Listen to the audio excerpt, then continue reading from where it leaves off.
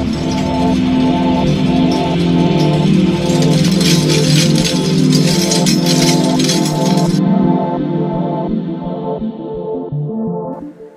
everyone, how's it going? Cloud here, and welcome to my guide on the tale of the Muspah quest. Now, for this quest you need the following requirements. You need level 6 firemaking, level 8 mining, level 10 magic, and level 10 woodcutting. That's it for the requirements. Onto the items, you'll need 4 cut sapphires, 8 cosmic and water runes to cast enchant level 1 jewellery, or you'll want 8 enchant sapphire tablets. Either way, that's what you need. You're going to need to cast that spell 8 times.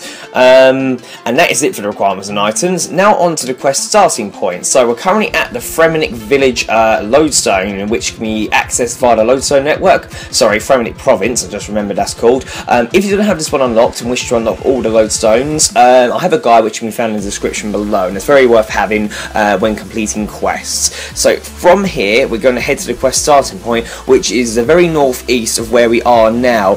So you'll pass the entrance to Kelgadrim, and then get near this snowy area, and as you go up the mountain slightly you'll see a Firemaking child named Urjolf, and you want to speak to him to start the quest. So speaking to him, you'll find how he is excited about finding a discovery in a nearby cave, and after some beating around the bush he agreed to lead you there, as long as you vow to never reveal what it is. Agree, and you want to follow him into the cave. Click on the flat rock near Urjolf to cross the river and head deeper inside the cave, and then talk to him again, and he'll tell you that he may have spotted a ancient armour frozen in the ice at the centre of the pool, which he thinks he can use to complete his Firemaking trials.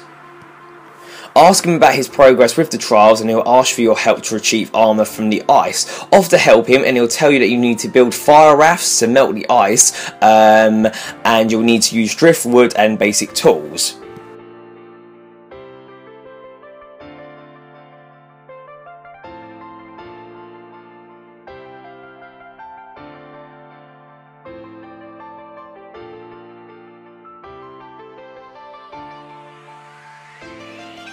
So you want to obtain some driftwood from the nearby pile and create at least 14 fire rafts, one from each set of driftwood, and you can walk around the cave by jumping on the flat rocks, and you can dig mounds of snow by each water to block the water, allowing you to place these fire rafts in the right place. So basically all you're doing is where the centre of the lake or frozen lake is, you'll see there's ice all around it, and using these fire rafts and blocking certain tunnels where the water's coming out, you need to be able to melt all of the ice around this entire area, but I'll talk you through it.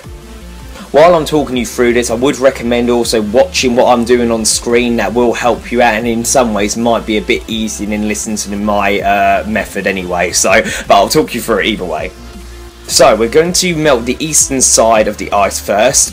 So what you need to do is block the west and east water entrances, and you need to make sure the south one is unblocked.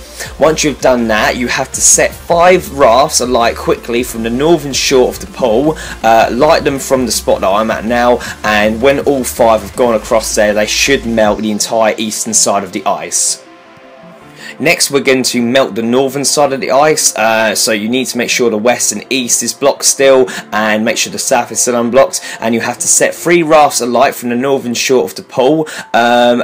You'll see how I do it. You need to light one raft, then move over one spot, light another raft, then move over another spot, to basically make sure the 3 pieces of the ice all get melted by the fire rafts.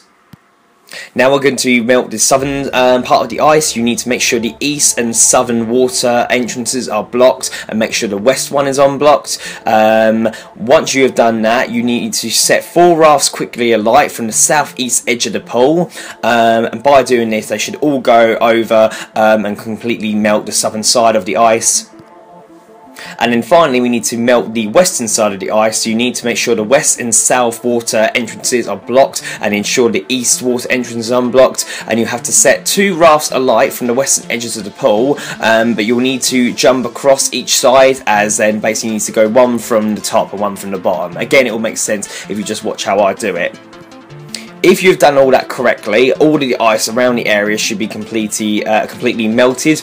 If you did go wrong at some certain points, you should be able to still melt the ice. You'll just need to make sure you block the corresponding tunnel to ensure the water is going in the direction that you want the raft to go in, and then obviously just make sure you send the right fire raft in the right way. But if you've done exactly what I've done, you should have melted all the ice.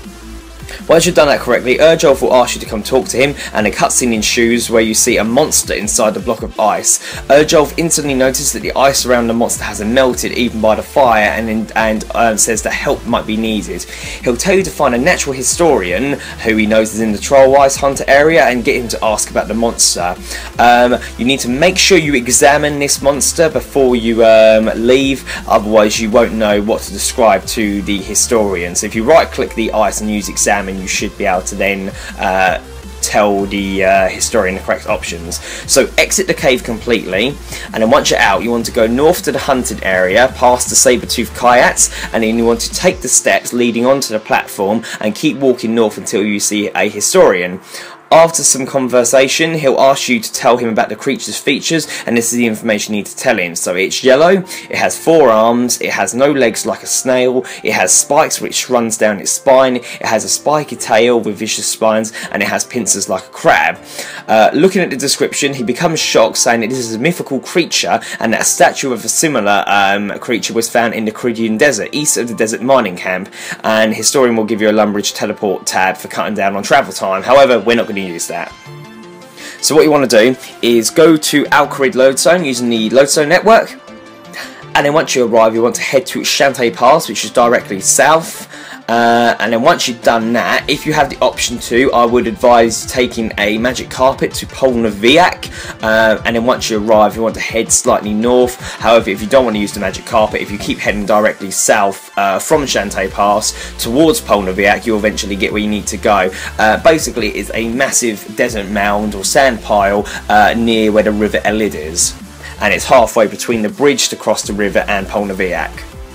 Once you arrive at the sand pile, you want to dig up to reveal the statue, and once the statue is revealed, Ali the Wise will appear and seem shocked at your discovery. When he is done, talk to him again and ask him about the creature, and he'll tell you that it's a fabled race going by the name of the Muspah, and although they are generally always spoken of, the creators were powerful mages, and Ali's suspicious of magical activity in the ice.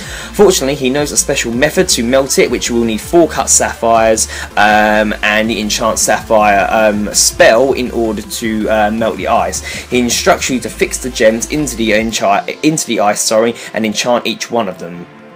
So once you've gone through all this, you want to head back to the cave where you was melting the ice earlier using the Firemaking Lodestone, and obviously head back to the cave. I'll speak to you once you're there.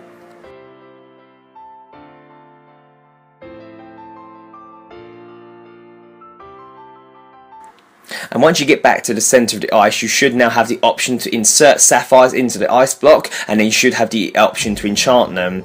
The ice will melt, revealing the Muspah. Urjolf will run away as the Muspah starts to move. Talk to him again, and to find out he is actually Jarlan, one of the shape-shifting Marjarat. After going through all the dialogue, he will tell you that he was hibernating in ice for the ritual of rejuvenation, a ceremony where one of their kin is sacrificed to restore themselves to their former glory. Alas, Jarlan is still too weak to protect himself and asks you to reverse the process so he may return to slumber, although this time he wants a safer place to go. So you want to go find Urjolf just outside of the ice chamber and ask him about reaching the ritual caves, and he'll tell you that the only way to get there is by water, and he'll tell you to meet him at the west coast of the Relica Hunter area. So exit the cave, and then where you was heading last time to find Historian, if you keep going on the western side near where the water is, eventually you'll find Urjolf. Meet him at the rendezvous point, and he'll point out a log that you can carve into a boat. Craft a crude canoe, and you can then use it to go to the Marjarat ritual site cavern. Once you arrive, go into the nearby cave, and you'll find Jarlan already waiting for you. Already weakening, he'll ask you to find him a dark corner with no water flow, not too warm, and not in the middle of the tunnel. He won't follow you if you have a familiar summon, so just make sure you haven't got any of them with you. The only spot suitable for him is in the southwesternmost end of the cave. You'll need to keep making your way through all the cavern eventually to get to that area. Once you get to this area that I mentioned, speak with Jarlan, and you want to then board the sapphires around him and then enchant the sapphires. Before Jarlan goes into hibernation, he'll give you a fake Muspah tail as a souvenir for Urjolf, and then Jarlan will finally be back in the ice going to rest for the ritual. And now you want to take the tail back to Urjolf using the canoe and speak to him to finish the quest.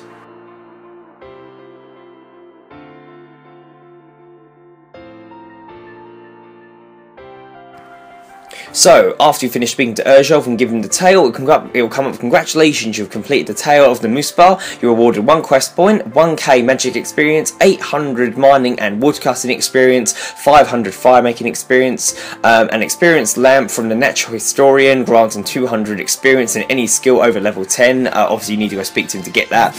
A new Slayer cave full of jellies, access to the Muspah's cave and ice strike worms.